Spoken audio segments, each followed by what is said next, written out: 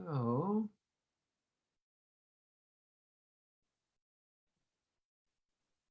here we are again. Well, how wonderful. This is a great friend, Nigel Barker-Smith, that is doing Facebook Live with me today. Many of you, I mean, he just needs no introduction in the UK at all, but in America, a little bit more so.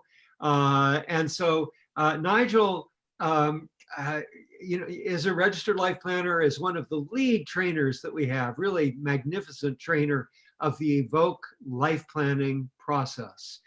He's been a student under me, but also very close to Louis Volbrucht, who is the kind of the master trainer that we work with now, largely in Europe, but we're bringing him over to the States more and more. The thing that, I mean, Nigel just surprised us because he came to the first 5-day and he just kept showing up. I mean, he just came back again and again and again. And we weren't sure what was happening, but he wanted it for his own skills, and we needed some assistance. And what began to happen quite quickly was, and became quite obvious to Louis and me, was that he was developing into a really fine teacher. Developing really detailed knowledge of exactly how the life planning process works in each of its phases. So we've felt just incredibly blessed with his passion to pursue it in spite of us. He just showed up, as I said, and became really one of the great financial life planning teachers in the world today. So Nigel Barker-Smith, he's up near on the outskirts of Leeds. So he's a northerner in the UK, which is a lot of fun. We have fun with his accent sometimes, which sometimes we have trouble understanding, but no more, because we're good friends. And I've been lucky enough to spend time with him and his family. I was just there, in fact, just a few days ago, and he brought me into the Masonic Lodge, where he has been an officer and still is, I think. And we did a golden civilization conversation with, I'd say, close to 40 lodge members. So it was an extraordinary conversation. I think the first one that was all male, and certainly local to the Leeds area and to Northern England. So I'm curious how Nigel felt about it. I thought it was magnificent, and with lots of breakthroughs for people. But having said all of that, he also runs a great financial planning business, life planning business. Is it Morley in the outskirts of Leeds? Yep. And just a great fellow. So please welcome, and great to be here with you, Nigel Barker-Smith. Wow, George, that's some introduction. In fact, while you were listening to it, rather than wallowing, it was just a hell of a reflection on where I've got to and how you've developed me. So, the feeling's mutual. I respect your abilities and what you've done and what you're trying to do. And I can't thank you enough for helping me get into the position that you've just described. So thank you so much. I owe you a lot. Well, it goes both ways, as you say, and it was such a surprise and such a thrill for both Louis and me. Is Nigel coming? Is he showing up? And there he was, and getting better and better at the skills, and becoming, as I say, a really fine teacher. If you have a chance to be on any of our Zoom virtual life planning teachings with Nigel, you'll see it, and we're hoping he'll find a way to come to the States sometime this next year. So, but we're here to talk about the Golden Civilization, but also really anything, Nigel. If you have other thoughts, other things you'd like to talk about. Yeah. I know that you were one of the early supporters of the notion of the Golden Civilization. And it was, and the moment you said, "I'll bring you up to my lodge," I was like, yes, just what an opportunity. And it was just an incredible opportunity for me. I wish I'd done it in the formal hall, but I know it wouldn't have been quite as comfortable for everybody. But it was it was stunning. The diversity of people there was really was a surprise to me, and wonderful to see. Um, I don't know, how was it for you being, inviting me, a stranger, in to actually work with your dear friends for many Yeah, years? good question, George. I think I'd have to be realistic and say that to start with, very excited. Who's not going to be excited about having one of those conversations?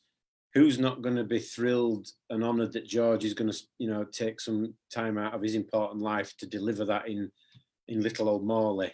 But then getting closer to the event, I would admit to being a bit anxious about it.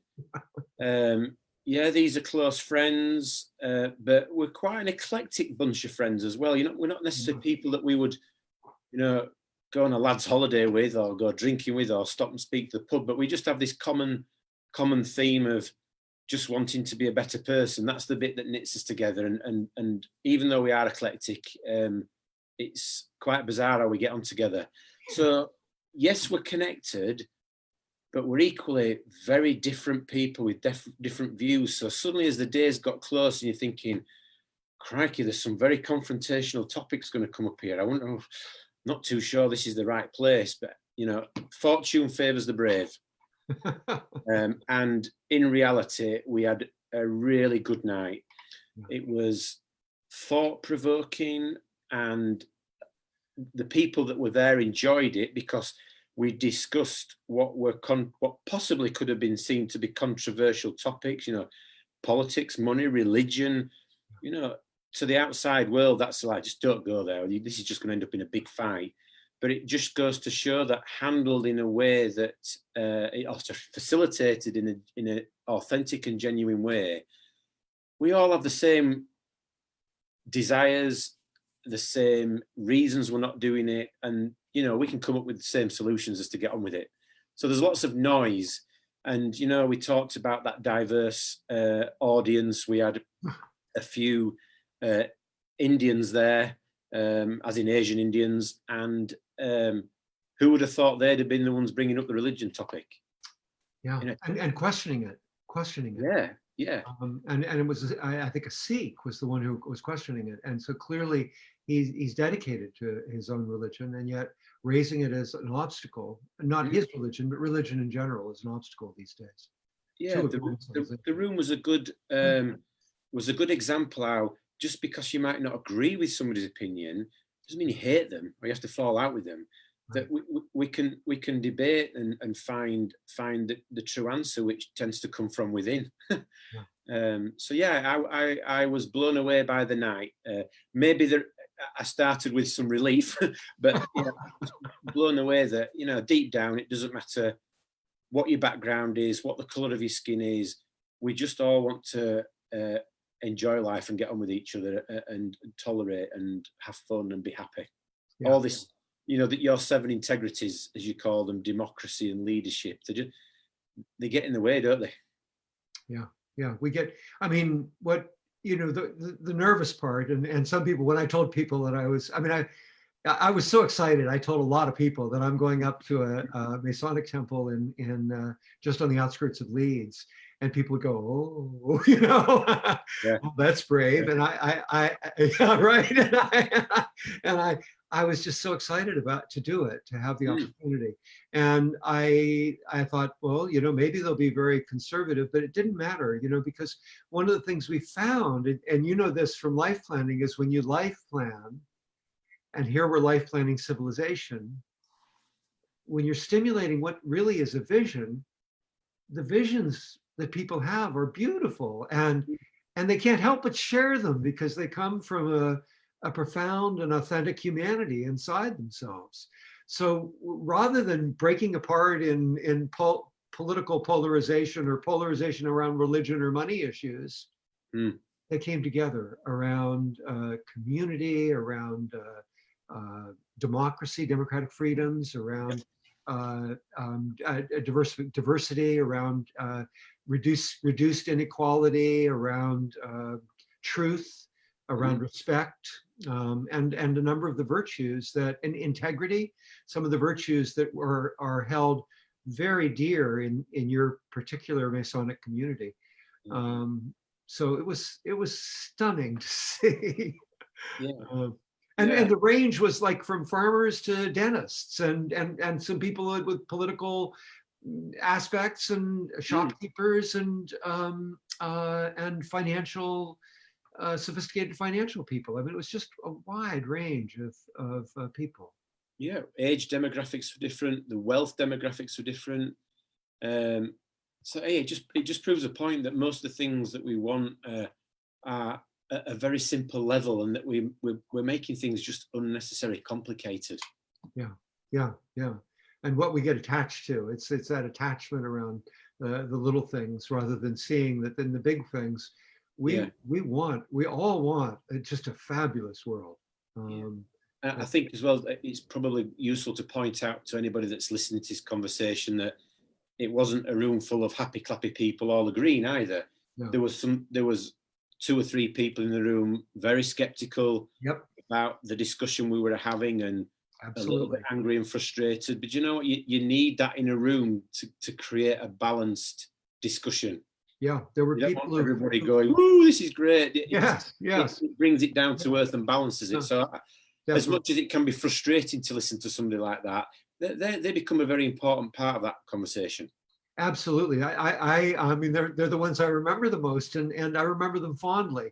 I mean, there were some that almost were speaking from a profound hurt. It felt like some sorrow in their skepticism and their cynicism. One person was actually quite snippy and quite angry, and I think some of the community spoke to him about a hurt that he'd held on to for a long time when he said, "This will never work." And it was really coming out of some, and you guys knew each other so well that you were able to, I mean, it wasn't just my facilitation, it was your caring for the community and at the same time seeing the great value in the conversation. But most of the people were excited and thrilled. Wow, we're actually talking about a beautiful vision, and maybe this could happen in a generation, which is the proposition. Absolutely, yeah. And as I know that life planning individuals is in reality no different to life planning civilization. It's the same methodology about inspiring somebody and creating a vision that creates energy, so that the energy then takes you to action, etc. Yeah, there's obstacles that we can deal with in a very supportive way, but the room was full of energy when people realized what they want and the possibility that, we can actually have this. There was quite a shift in the room of skepticism and can we really do that, negativity to this is possible. What are we going to do about it? And it's amazing how the momentum builds. Yeah, it is. So like I say, if I can do that one-to-one with a client or a financial advisor, then you and I can do that in a room of 40 people, then why not 60 billion people? Exactly. It's just a number. Yeah, it's just a number. And let's find ways of communicating between the groups. That's kind of the next stage of all of this. So people are talking to each other. Yeah, beautiful. So well, we've kind of talked about it, but what are your thoughts about a golden civilization, you yourself, and the possibility of actually life planning civilization so that within a generation we've really done something? What are your thoughts there, Nigel? Well, I suppose maybe a little bias towards the money piece, the financial systems. Bearing in mind that's what I've been connected to for a lot of my adult life anyway through my job. I'm not too unhappy with that system, the money piece, right? Because it's just an education around, do we remind ourselves what it is? I think as a society we've lost the understanding that this is not the end goal. Right. No, we're just accumulating things. We're consuming things. This is all that matters. When the reality is, as I was teaching last week, was that reminding people, no, this thing is just a medium of exchange. Right. Right. So I think we just need to go back to that the education piece, which doesn't need 1,000 generations. That can start now. Right. Remind people that, what do you want to swap this stuff for? Stop collecting it. What do you want to swap it for? And then, because then once you start to understand that it's just a facilitator or a medium exchange, then I think life would be a whole lot easier. Money would be a whole lot less stressful. Yeah, absolutely. Yeah, and I mean, both in the book and of course, as you life plan in this last week, you were training advisors from all over the United Kingdom and some from the Netherlands as well. Germany, we had a guy.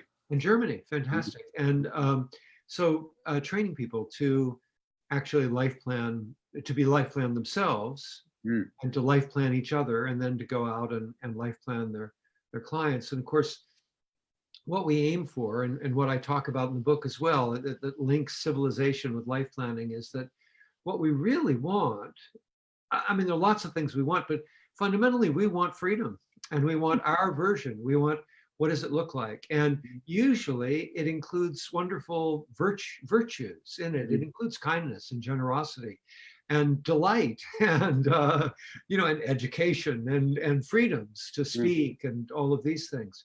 So when we do just focus on the money, we forget all of that. We forget that what even our government forgets it. I mean, they measure how we're doing by economic figures in pounds and dollars, gross national product, gross domestic product, and what we really should be measuring is, we should be looking at how do we maximize freedom.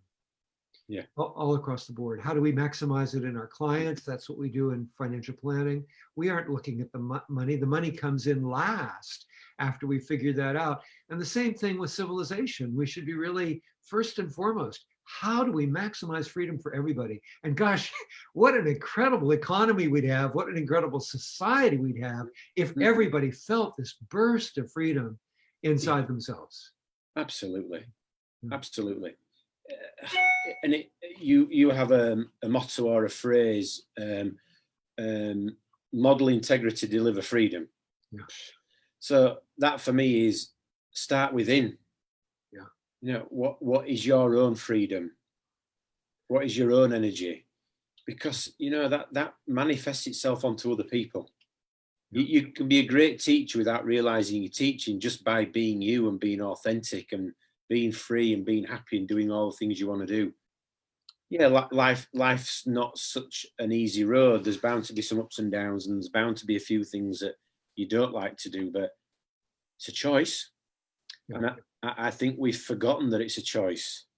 Yeah. And whilst I mentioned that this stuff needs some education, just some personal education about most of the decisions you make most of the way you live life is your own choice. Yeah. Things will be thrown at you that you can't control for sure, but you can decide how you react to the situation that's ahead of you. Right. It's just a little tweak of a mind shift, and the world would be a better place. So how is it? I mean, just from your experience with your the complexity of your understanding, the detail of your understanding of how life planning is done. Mm-hmm. How does life planning a person? How does life planning civilization? How do you see it actually working so that, in fact, the world changes and we have a golden civilization, or whatever your frame might be? Mm-hmm. How does it work? The audience, we have certainly audience members who are life planners, but even they don't have all of your training in it. And many audience members won't have life planning behind them. So how does it work that it actually delivers this freedom into civilization or into people's lives? Yeah, I think it goes back to being yourself. It all starts within. The integrity piece has got to be within. That's not something somebody else shows to you. That's what you show to somebody else. So you've got to start within and live a true and authentic life and just do and say what's right. Yeah. I think we've a terrible habit of looking, the first thing we see in somebody is something we don't like about them. Well, where does that come from? Why don't we just start to compliment each other occasionally? Yeah. It's for free. You know, that's got nothing to do with economics and leaders and democracy and media. It's available to everybody by choice. So can we give permission to people just to be nice to each other? Yeah, we don't have to be sloppy and, well, that's not very manly, but just a compliment here and there. Pick out the good in somebody rather than the bad. And you know what? Again, what a great base or foundation that would be before we got into the teaching realm of delivering true freedom as far as what does a perfect life look like. Well, let's just start with some basic attributes as what a human being should demonstrate. And how does that happen in life planning, Nigel? How does that? Well, again, you can't. The thing with life planning is we're not telling people what to do. So again, you can't tell somebody to be nice to somebody else. They need to want that for themselves, and that's where the life planning has been of real benefit to me, is not to tell people what to do, but to facilitate a conversation where they understand what they would like to do. Yeah, beautiful. Because if it comes from, just think of your own children. You know, you start telling your children to do something, they're going to eventually rebel. Yeah.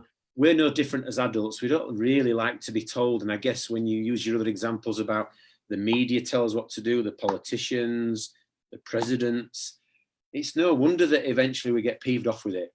Yeah. So why don't we have the teaching for me in life planning is the mindset change of, so what you're going to, so what can you do about that? Yeah. What would you like to do about that? Yeah. What inspires you to do something like that? What makes you happy to want to do that? Yeah. It takes me back. I know we're nearing closing time here, but it takes me back to our first meeting on the 5-day. The first 5-day where you were a participant, and at that 5-day, you'll remember it much better than I will. But you had a partner that was very, very challenging, and there was a lot of being told what to do in one way or another, a lot of reaction coming, sparks coming between the two of you. And I think that, if anybody was kind of destined to go, oh, the heck with this stuff doesn't work, it was you to walk away from the 5-day and go, this doesn't work. But in fact, you saw something there and something shifted. And the quality of your listening today compared to just a few years ago, unbelievable, Nigel. Unbelievable.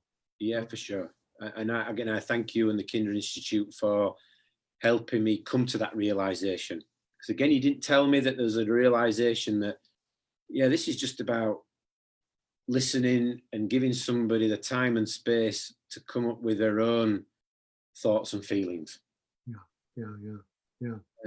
And it sounds difficult to anybody that's not been on our journey, or it might seem a little bit odd, but it's the simplest of mind shift changes, but makes a dramatic change to your own outlook on life and the legacy that you can leave on other people. I mean, I'm just an average guy in the north of England, and in Freemasonry, lots of people come to me for advice. Yeah. And these are people that know way more than me, way more. But because you're prepared to listen, you're perceived to be that wise old owl. Yeah. So, and many people say, there's two of these and one of those. Use them in that proportion. That's great. Wonderful, Nigel. So good to touch base with you again, and so quickly following on a great experience we had together. Is there anything you'd like to add before we close?